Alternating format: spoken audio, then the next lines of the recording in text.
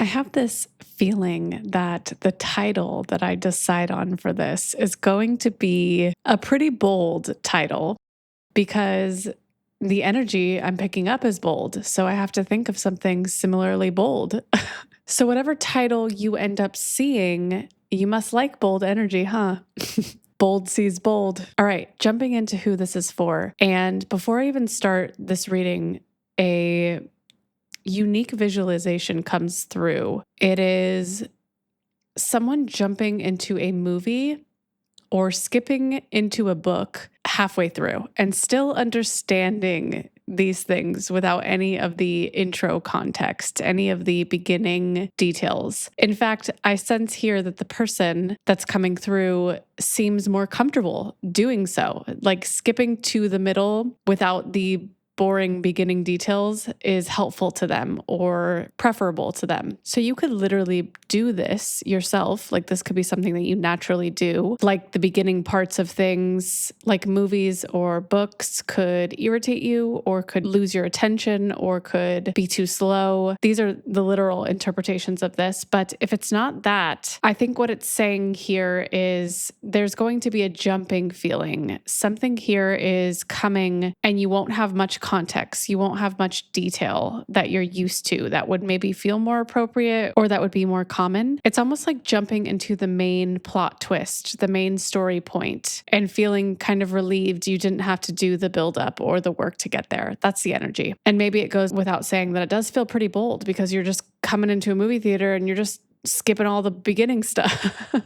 I almost think it's purposeful here that you didn't watch or read the beginning part. There's something here about you doing that on purpose or that it happened that way on purpose. Some of you might not like this, but there's also a past connection here that is pretty strong.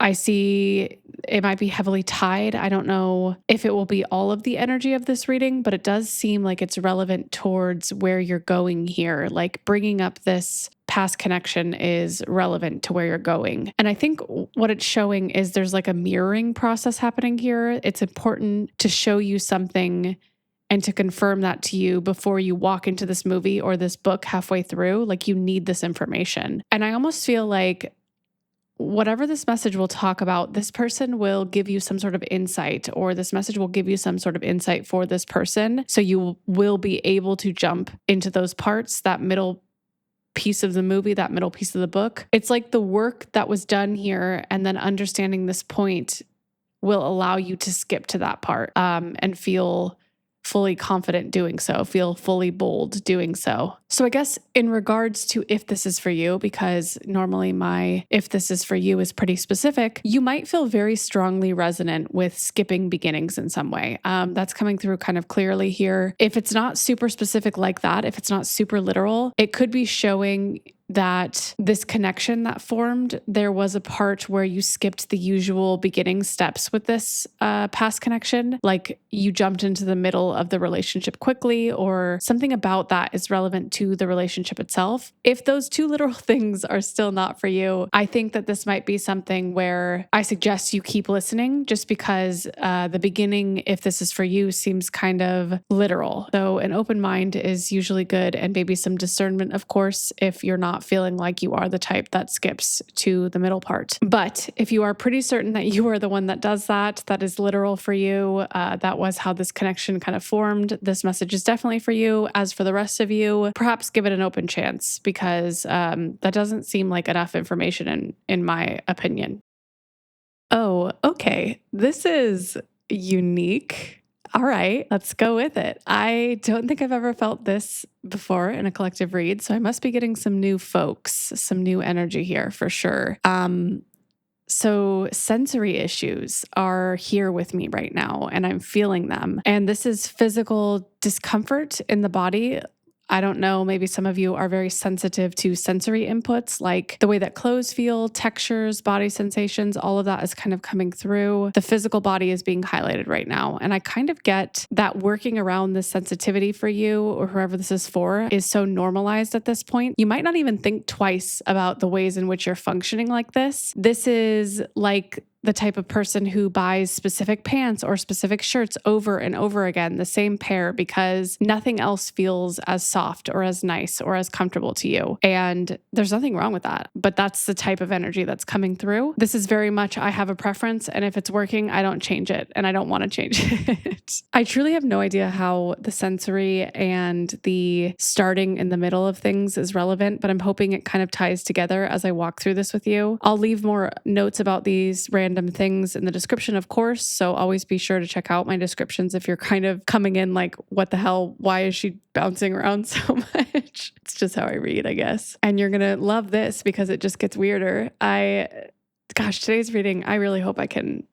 bring it together because so far I'm kind of confused. There's another strange note here about death and what looks like a sensitivity or a lack thereof sensitivity to death. And I feel like this is kind of a touchy subject here to bring up, but the death card could be important. Scorpio energy could be important, but it looks like here what it's trying to say is there's a strong connection between your perspective and your emotions that are tied to death and your soul's maturity level. Okay, I see. This makes more sense. So it's very common in older and mature souls that they don't fear death as much as more younger and less mature souls. It's kind of showing here that you might be at the end of the evolution where you're kind of at peace in the way about where others don't have peace, like they kind of fear death or they kind of fear that process. Really, this is saying here, it's a sign if you're unafraid of death in that way or unemotionally charged with it and kind of just like accepting of it, that you are a more mature soul because you remember. The ones that are in a space of less maturity, they're deeper in forgetting, and that's where the fear lives. That's where they kind of like fall into pray that, you know, maybe nothing exists or it's scary, it's uncertain, but really it's just a lack of remembering. So they're in a more deep space of forgetting who they are and where they've come from. And so the more mature souls, the ones who have lived and remembered longer throughout lives, they tend to fear death less. Okay. And I think through all of this chaos and these random things that are coming through I think it's pointing at, with saying you are more sensitive in certain ways. You definitely feel the physical sensations in your body that others kind of block out, and you have those sensory stimulations, but then at the same time, you're less fearful about something that more commonly is something that people are scared of. And so I think what it's saying is you are a highly sensitive person in some ways, but interestingly, you are not as sensitive to the things that most people are sensitive about, like death. And that's the kind of example that's coming through. And I think it's confirming to you, this first part of this message, that you are at a very mature place in your soul's evolution. You are much closer to source. You are less trapped in illusion. And naturally, you have more sensory sensitivity to your physical body, to your physical space, to your physical sensory experience, and then you have less emotional sensitivity to death. If you have both of those things, this is a double confirmation for you. If you have one or the other, there's partial things here in this message for you as well. But overall, what it's showing is back to this person, this connection, this long withstanding past thing that you have here that's still entangled with your energy a little bit. What it's kind of pointing me after showing me all of that is it's kind of pointing towards the opposite, where you have this knowing, they have this fear of death, right? Their immaturity of their soul comes through in that fear. And so they may have literally expressed they fear it to you. That could be a sign here. Or you just kind of are intuitively picking up that they are a less mature soul than you are in your progression. And this message is so interesting because it's pointing at, this first part is basically explaining there's a contrast here between the two of you and how that contrast is so important to your path. And really, it was put and placed into your life, this connection, to show you how much more evolved you are by contrast of experiencing this less evolved connection, this less mature connection. Spirit source, your guides, placed the most immature mirror in front of you to show you, look at how advanced you are.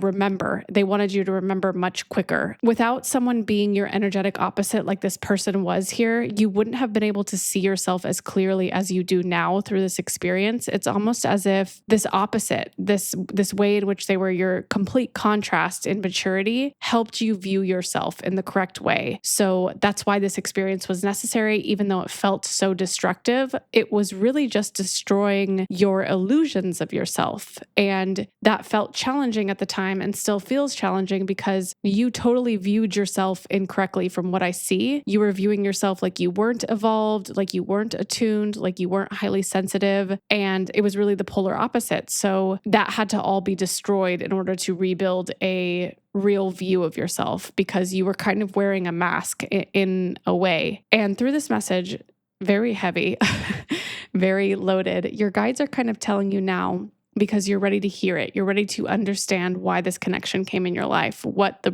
purpose even was. And the main reason of this connection was for you to be able to see yourself without the mask on. It could only fall off in a process that wasn't easy, that was destructive, that disrupted your entire belief system of yourself and shattered everything about you that you knew previously. And it's because that view was incorrect. So it had to fall kind of heavy. It had to shatter. It had to break. It had to be destroyed. It wasn't just something where one day you could be like, oh, I get it now. No, it had to be dismantled, right? It was painful for a reason. And that's the only way that belief, that mask could fall off. And so the challenge is over. I see here, but this first part is just explaining why it was so damn hard and what the reason was, because some of you are like, why the hell did I go through all of that? It feels like it was all for nothing. It feels like this connection just ripped me open and then was fine afterwards or left.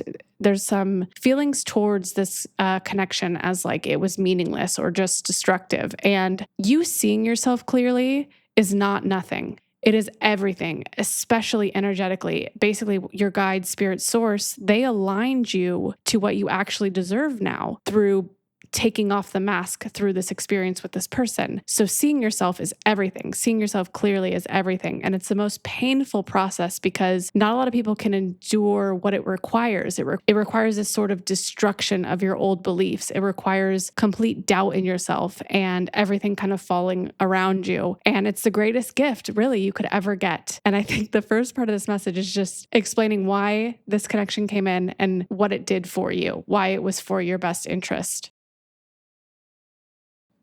All right, if I still have you here, I'm so happy you're still here. I love you so much. I just wanted to say that to you.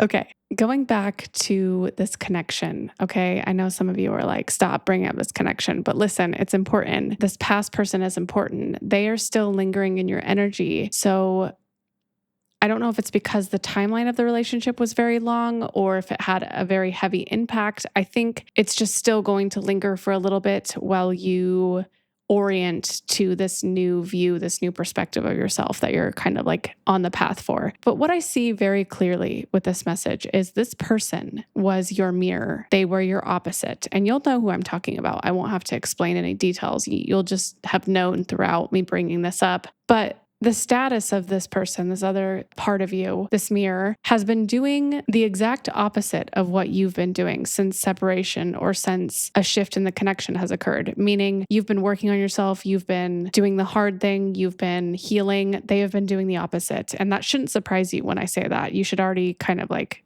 instinctively know that, because I see here you can kind of read and see most things that others can't. So that means where you've been working through and uncovering truths about yourself, this person has been doing the opposite of that. They have been avoiding everything, all the truths, avoiding self-attunement. They've been less interested than ever in those kind of healing paths. And you may have been helping them throughout your time with them. So removing you in some sense has caused the extreme opposite in the response here. And some of you, I just kind of feel a response for me sharing what's going on with them. Some of you might be like fully done where you're just like, okay, I don't care. There's kind of mixed bag of emotions when I bring up this person, right? Because some of you want to move on and never talk about them again. Some of you are curious, still fighting and healing. And then the others are just kind of like wishing the best. But I need to say all of that because it's important you know the reason Spirit brought this person into your attention right now through this message is because this message is forecasting what looks like their return in some way or a shift here to recross paths again now that you've entered this final stage of healing and attunement and they've crossed into the absolute opposite, right? You're kind of at those polar paths.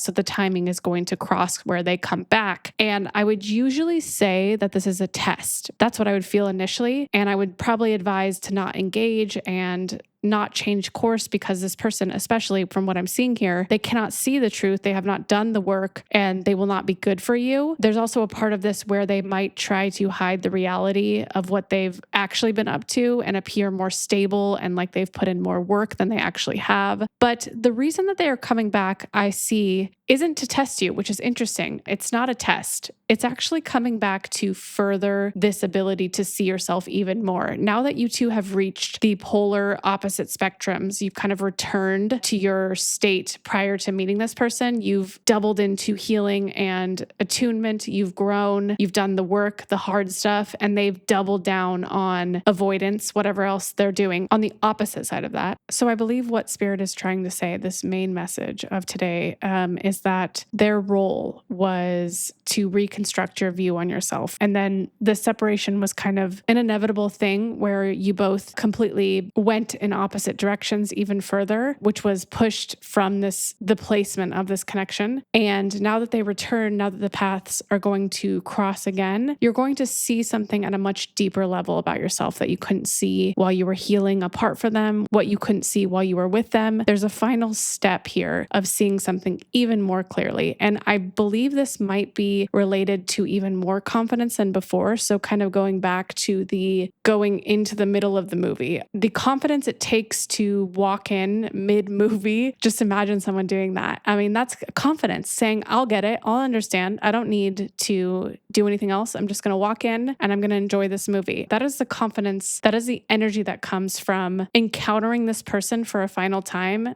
It's not saying that you go to them to get this. It's saying there will be a time where they come back to you and that is placed from your guides divinely to have this like last initiation moment of confidence, of boldness. It's kind of going to be that energy that takes you into this next step that you're going to take into this next chapter where you're going to confidently walk into a movie theater, going to confidently walk into the middle of the book, and you're just going to go from there. You're not going to need the context. The confidence, the understanding, the clarity was all you needed. And that's kind of what this re-encounter does for you.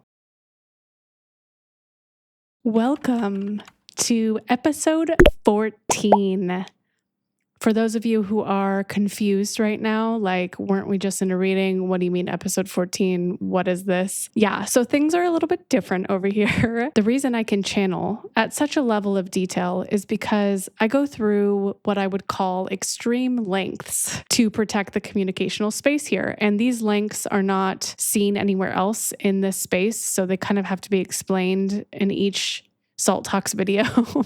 Sorry, guys who watch all my Salt Talks. They're probably like, oh, I'm so tired of Salt explaining. Well, I have to because there are new people here and they're probably like, what the hell is this? So basically what that means, I protect the energetic communicational space. And that means not responding or narrowing the energy of this space. So instead, think of this time at the end, Salt Talks, is how I'm kind of commenting back to you. It's kind of how I'm addressing things, but it's not narrow in its focus. It's addressing the majority of energy. So here is where you will find me ramble about myself without a filter, me get on soapboxes and scream from the top of my lungs about beliefs and opinions. And sometimes I'll just be silly. So be sure to stick around and kind of listen to these once in a while. It kind of feels like I'm selling myself, but really I'm not. I'm just here to talk to you all, tell you that I love you, and do this like comment back to you all and show you that I'm reading everything and nothing is ignored. Okay, so looking at my notes here, I kind of had to go all the way back to the beginning because we're starting to be able to make more grounds with all the new episodes. Something that I'm seeing that came up a while ago that I never got to fully address. And this one, I hate it when I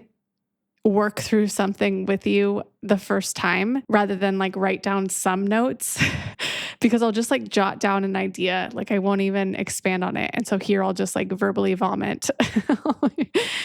But first, I think since I'm going to address something so heavy like this, let me give a backstory and then I'll get to the question or statement that I get a lot that I wrote down is when I make readings that kind of disrupt common ideologies or practices, which if you've been here a while, you know that some of my readings are like wild and completely different than mainstream channeling and what mainstream readers will tell you. I often have to be, let's say, rather certain about my ideas, rather confident about what I'm saying. And so sometimes I get criticism for being overly confident. And I can't imagine coming on here on that note and just being like very passive and not having any stern beliefs and just kind of coming at you all without answers in the gray area. And so on some level, the certainty is absolutely necessary in this kind of space to talk about pseudoscientific things. But the reason I'm kind of going on a tangent about this is often what happens when I'm certain or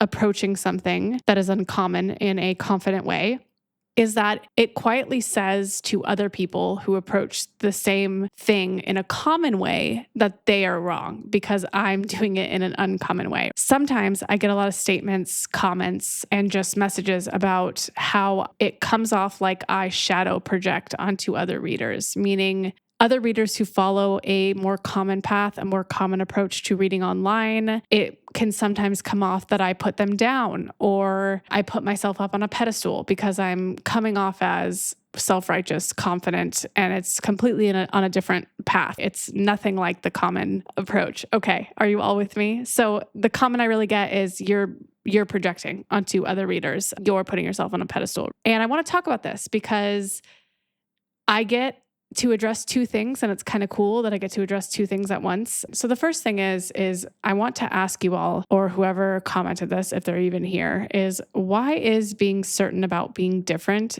mean that I'm putting down others who are certain about not being different? Because there's no right or wrong here. There's just confidence on both ends to the approach. Like the difference is, though, when you follow a common path that looks less disruptive, that looks less critical, because you have more people surrounding you that are quietly supporting that belief or that approach. You don't have to explain it, what normal mainstream readers do. It doesn't have to be explained. It doesn't have to be given an answer. It just simply is because it's quietly reassured by others doing it around you. As where with me, when I make a stance that doesn't exist anywhere else, I have to explain it because if not, it's not understood and it's questioned more heavily because it's never seen by anybody else.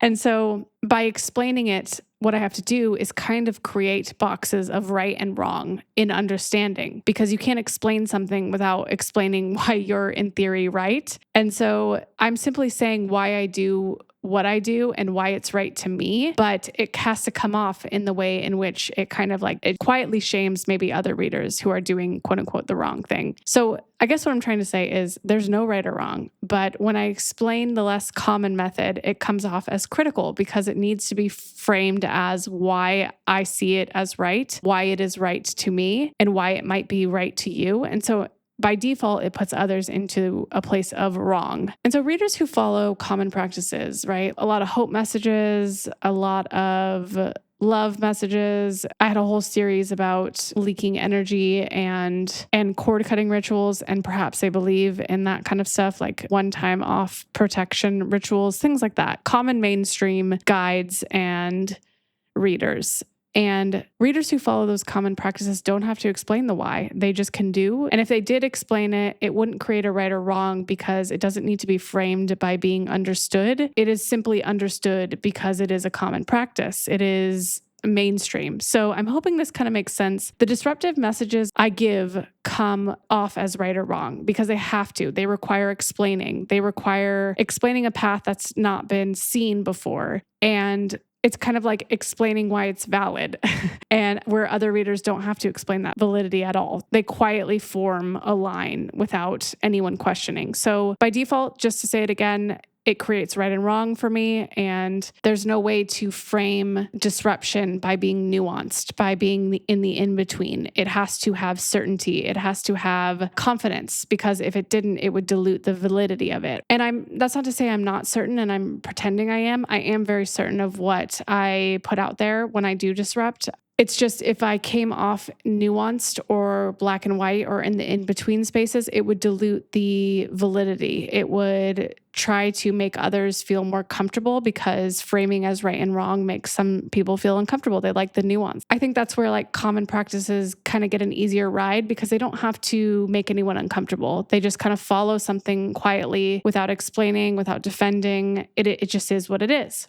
So in other words, I'm not projecting anything onto readers. If anything, what's happening is there's a level of discomfort that comes from explaining something that people prefer remain unsaid and remain in a gray area rather than a black and white area. And in the stance of common practice, it's not disruptive, because no one ever has to point at something and give it an answer. It's more harmonious, and that's preferred. That's never explained, that ambiguity. So when you begin explaining or painting that line, discomfort shows. And one of the ways discomfort is projected onto me is highlighting that I'm the problem. It's me, because I drew the line in the first place, and the line shouldn't be there. It should be gray. It should have ambiguity. And my response to this really is, why do lines, answers, or certainty make you feel like it's saying somebody's wrong? When did it become about right and wrong as much as it should be about having clarity versus ignoring clarity and living in vagueness or uncertainty? Because common practice, to me, the only real beef I have with it, if I were to be really totally honest with all of you, is it seems to sweep answers under the rug, because answers are too disruptive. Those certain black and white answers are kind of like forcing thought, emotion, and that's a liability in some way. And I guess I just want to highlight that it isn't about pointing at anyone and saying that they're wrong or that they're doing something incorrectly. Disrupting for me is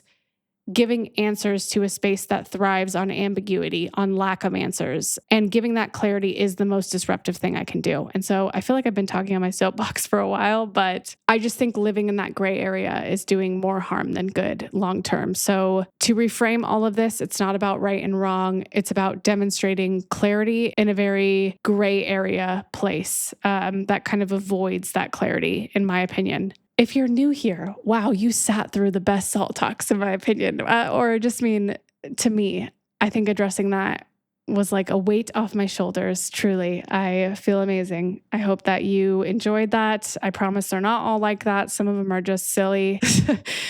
They're just kind of a mixed bag here. So happy that you stayed. If you are new here, again, I just need to inform you that the way that my readings are very accurate is because, like I said, I protect the communicational space, which means nudging me, commenting, writing me emails. All of that helps me channel for you more efficiently. And I want to be able to do that. So I say in every one of my reading, please keep nudging me. Please keep commenting.